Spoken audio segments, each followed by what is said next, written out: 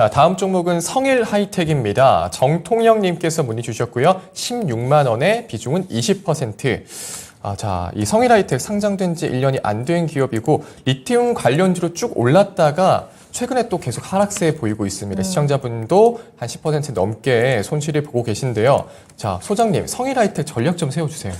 네, 성일 하이텍 제가 봤을 때는 계속 홀딩 하고 보유해 주시면 좋을 것 같다라는 말씀드리겠고요. 네. 사실 이 기업의 경우에는 아마 이 개인 투자자, 지금 투자하신 분께서 제가 봤을 때는 그 폐배터리 관련된 이슈 때문에 투자를 하셨던 것 같습니다. 네. 그래서 사실상 지금 2차전지 관련된 배터리와 관련된 사업들은 크게 많이 올라갔지만은 물론 이제 성일 하이텍도 덩달아 그 이슈가 받으면서 올라갔습니다. 그렇지만은 좀 이 성일 하이텍은 장기적으로 좀 생각을 보시면은 그 시장에서 산업적으로 굉장히 좀 특이한 점이 있거든요. 네.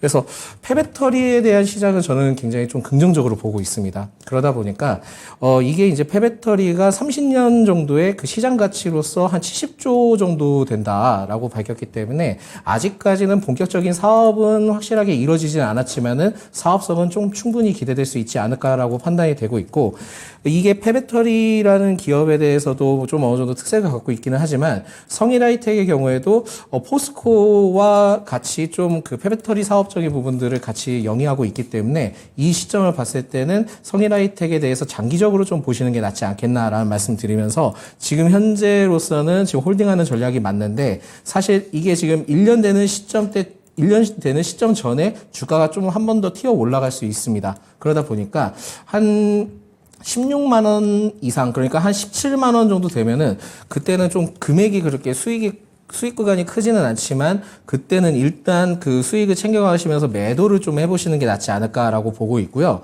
만약에 그 매도를 한다 하더라도 잠깐 쉬었다가 다시 매수를 한다 생각하시면서 접근하시면 좋을 것 같습니다. 그래서 한 템포 타이밍은 좀 쉬자라는 말씀 드리겠고, 1년 정도 됐을 때 이게 보호 예수 해제다 그런 이슈가 있기 때문에 그 시점에 한번 튀어 오를 때 이후에는 좀 조정이 나올 수 있습니다. 그러다 보니까는 먼저 한 17만 원 구간대 한번 올라오면은 그때는 전량 매도, 그런 다음에 다시 지금 13만 원대 아래까지 좀 13만 원대까지 내려온다면은 그때는 또 다시 모아가는 전략해서 2025년부터는 제가 보기에 전기차도 많이 이제 폐기가 되고 그러다 보니까 폐배터리와 관련된 수요가 이제 급증할 수 있거든요. 그것을 생각을 하시면서 조금씩 모아가시면서 하시면은 제가 봤을 때는 추후에 뭐 5년 뒤에나 5년 뒤면 좀 너무 멀긴 하지만 에코프로와 같은 그 주가의 흐름들을 나중에 추후에 보여주지 않을까라는 좀 예측을 하시면서 좀 대응하시면 좋을 것 같다라는 말씀 드릴 수 있을 것 같습니다. 네, 뭐 손절가는 따로 잡을 필요는 없을까요? 손절가는 사실상 지금 20%긴 한데 네. 만약에 지금 한 12만 원대 아래로 내려오게 된다 한다면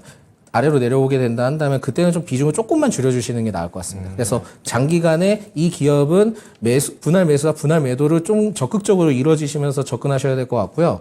만약에 1년 뒤에 이제 매도를 하시고 난 다음에 그 1년 시점에 다시 이제 단기로 주가가 이제 많이 빠지게 된다 한다면 그때는 다시 접근하시는 방법을 좀 다시 문의를 주시게 된다면은 그때는 좀 많은 좋은 기회가 있지 않을까라는 말씀 드릴 수 있을 것 같습니다. 네. 자, 장기적으로 사업은 기대가 된다고 의견을 주셨습니다. 목표가로 17만 원 오면 수익 챙기고 매도하시고요. 다시 13만 원대에서 모아가는 전략 첫 번째로 주셨고요. 그리고 손절가는 12만 원 아래에선 손절 라인 잡아주셨습니다. 네.